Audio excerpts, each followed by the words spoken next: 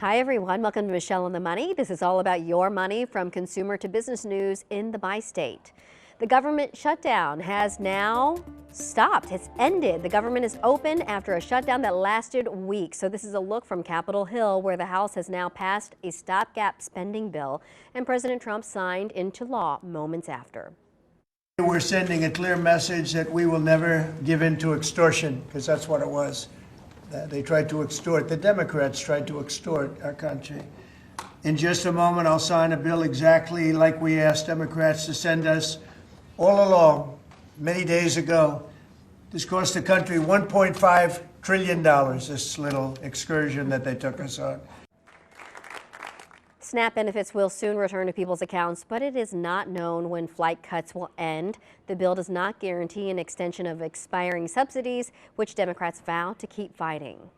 Local lawmakers are responding to the government reopening. Congresswoman Nikki Budzinski released a statement on social media, and it said in part, "My constituents deserve a better deal." She went on to call the House Speaker to bring up tax credits, and Senator Josh Hawley from Missouri also posted a statement on social media thanking those who worked without pay. He said, "You are patriots. This never should have happened. We thank you for your service and love of country."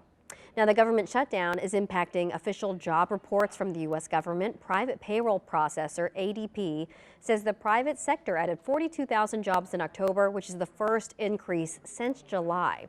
However, ADP's weekly data shows that employers shed about 11,000 jobs a week late in the month, signaling weakness. ADP also warns that the lack of government data really makes it harder to forecast the job market.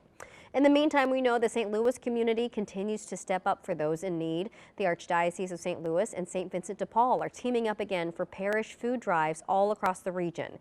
Parishioners can drop off non-perishable items, and some of the most needed items right now are canned goods, pasta, peanut butter, and baby food.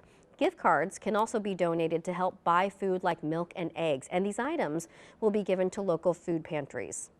Also, those SNAP disruptions have been affecting pet owners in our area as well. Local animal shelters say they are getting full as many folks can no longer afford to feed their pets. Our Reagan DeTrolio spoke with shelter volunteers and the local groups working towards a solution.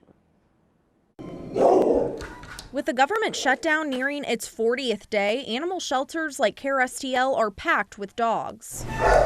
Animal advocates like Erin Burson say she's been seeing lots of families returning their dogs because they can't afford to feed them. For people who might have lost a job because of the shutdown, lost a paycheck because of the shutdown, or lost their food benefits because of the shutdown, that $80 a month that they might have been able to spend on pet food previously, they need that to feed their children. There's only capacity for about 60 dogs inside this one shelter. Right now, they're housing more than 100 dogs.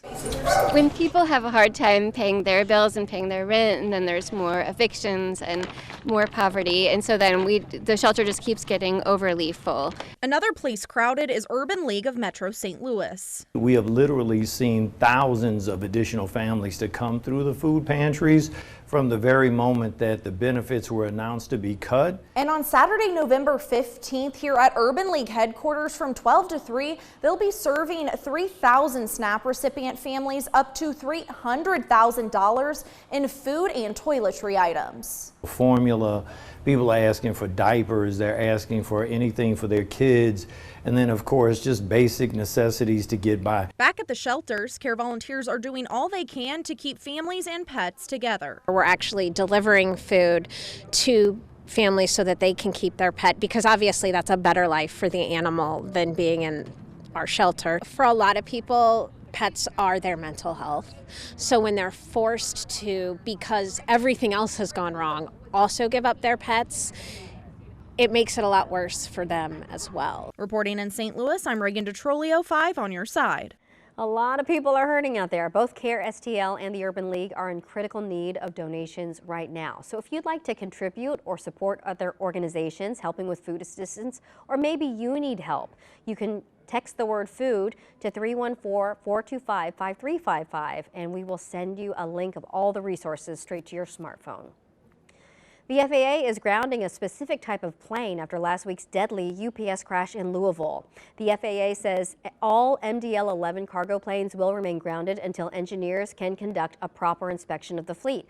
Investigators say Tuesday afternoon's crash happened after the plane's left engine detached during takeoff, and officials believe the same issue could happen to other planes of the same design. I'm confident that the NTSB, to include our accident investigators that are there with them, and UPS has their team on this as well, that they'll get to the bottom of this. That crash killed at least 14 people. The official inspection of the aircraft model could take as long as a year. Well, let's take a look at Lambert right now. Even with the government reopened, we know that flights will not be back to normal for a while. The FAA says flight reductions will stay at their current levels, but the new order means that those reductions will no longer increase. We sat down with a travel agent from Brentwood Travel to talk about the best ways to navigate slowdowns or cancellations.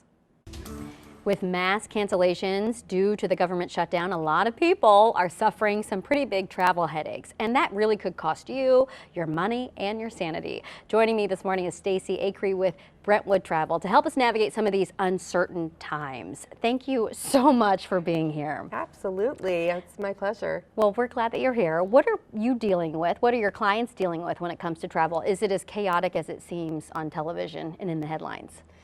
Well, it can be if your flight is canceled. It's very, it throws you off your plan. So Yeah, of course. That's where it becomes, sometimes even frightening or scary to the person that doesn't know what to do.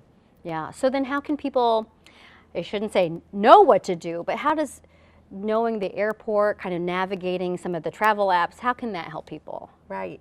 Well, it is great to have an app because it will alert you, but if you don't, then the boards are up and it list on the arrivals and the departures your flight times. So if you are just aware of what that is and call ahead of time and know if your flight's been delayed or canceled, at least you have one up on what to do.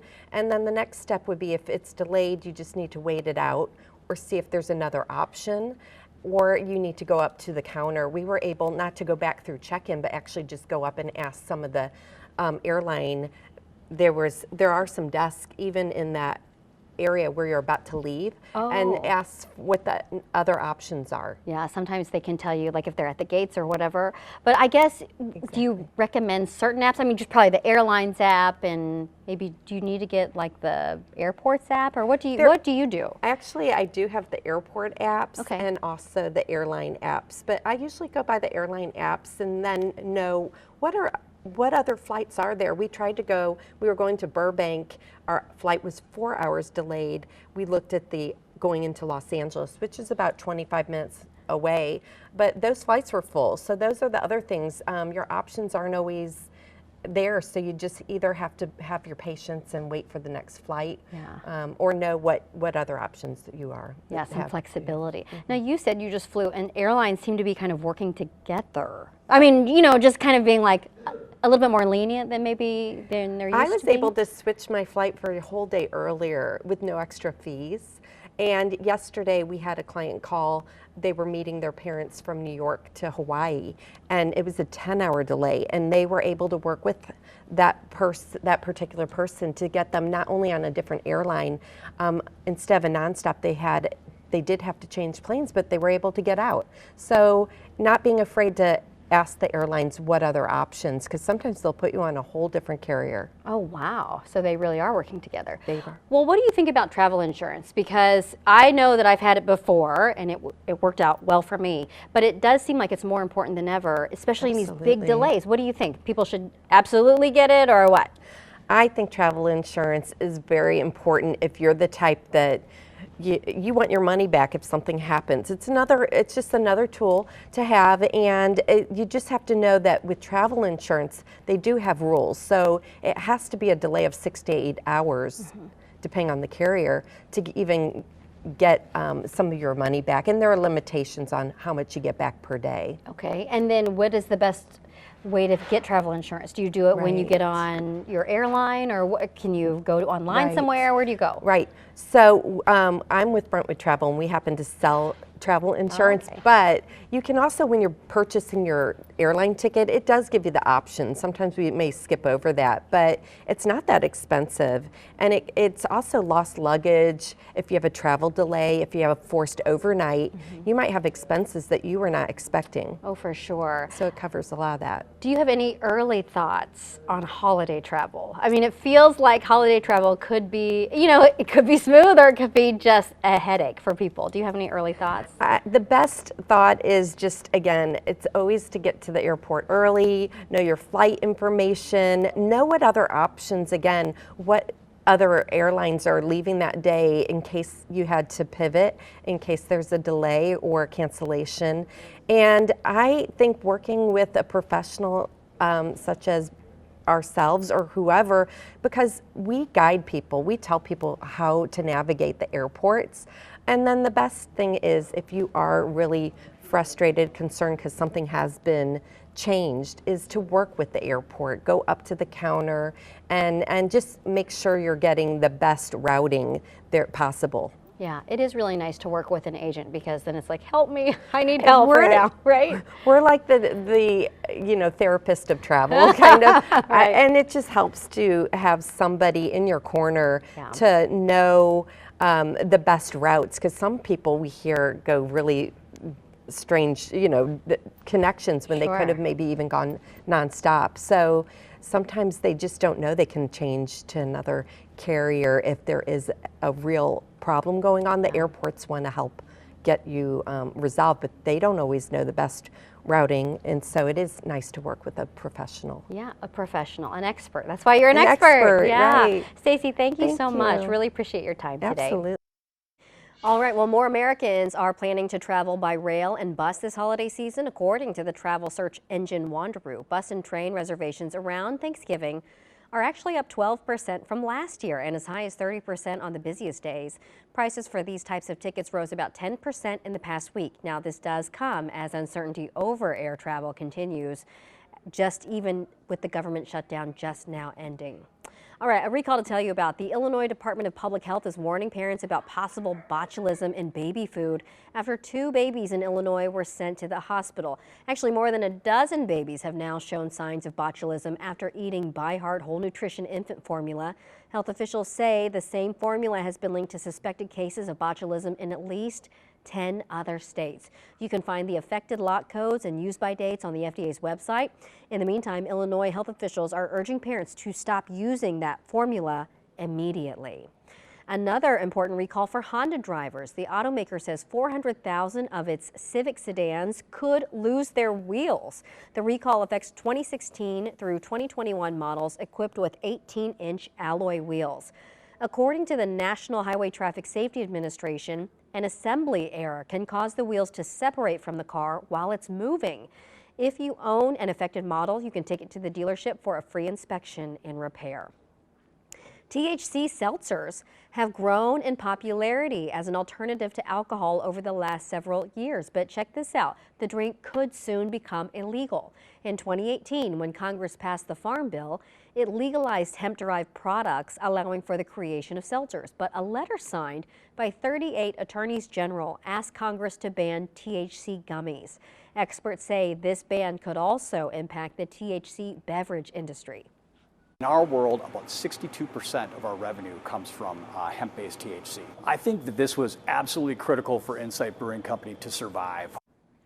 In the past several months, the St. Louis County Council considered a bill to ban certain THC products from being sold outside of dispensaries. They ended up dropping the bill after months of pushback. Google is taking action against scam text messages by suing a Chinese company that allegedly supports data thieves. The lawsuit says the company Lighthouse sells software that makes it pretty easy to set up websites that steal people's personal information or credit card numbers after a text message directs them to the site. Now, Google says the group has stolen between 12 million and 115 million credit cards in the U.S. alone. That's a big difference, 12 to 115 million. Well, just as malls across America are getting gutted or maybe even torn down, the ones remaining are seeing a bit of a comeback. Thanks to Gen Z, malls are a place that teens can go to hang out. Kind of sounds like the 80s and 90s all over again, right? Well, in fact, recent surveys show that they visit malls more than any other age group and spend 64% more money in store than online. 64% more of their parents' money, we should probably say. And malls seem to be tapping into their interests with things like life-size video games and stores creating indoor experiences. This week, the first Netflix house is actually set to open in Philadelphia, and retail experts say that malls are quickly evolving. There is a desire in this generation to lean into the physical world because they've been such a big part of the digital world for such a long period of time. Some experts believe that people are trying to make up for what they lost during the pandemic, which is simply being able to hang out together and share an experience. The St. Louis area, by the way, still has 5 major shopping malls. Can you guess them all? The Galleria, West County, Plaza Frontenac, Mid Rivers, and South County Center. Several chain restaurants are now stepping up to help SNAP recipients in need. Check this out. TGI Fridays is offering 1 free kids meal for every adult entree with a $10 minimum. That deal lasts through November 20th for SNAP recipients, but it will continue on Tuesdays throughout the end of the year. It's limited to only 1 kids meal per adult per day, but both Denny's and Ruby Tuesdays are also offering similar deals. TGI Fridays has 1 location right here in the metro, and that is in St. Charles. Well, guess what, everybody? The McRib is back at McDonald's, but this year there is a catch. It's only for sale at certain locations. There is a McRib locator website. Some stores started selling them last week, and it looks like there are several stores in the St. Louis area that have them. Also, we know that the holiday pie is returning right now to stores. Okay, we are just a few days away now from the return of Winterfest in Keener Plaza. The celebration kicks off November 22nd with a 5K, parade, free ice skating, and fireworks. Organizers announced an extended run for Winterfest, and this year it will end on January 11th instead of New Year's Eve. Also new this year, a giant 2,000 square foot heated tent for family-friendly activities. All right, that's going to do it for us. Thanks so much for watching Michelle on the Money. For more stories like these, be sure to join me every day on Today in St. Louis starting at 5 in the morning. We'll see you again next weekend.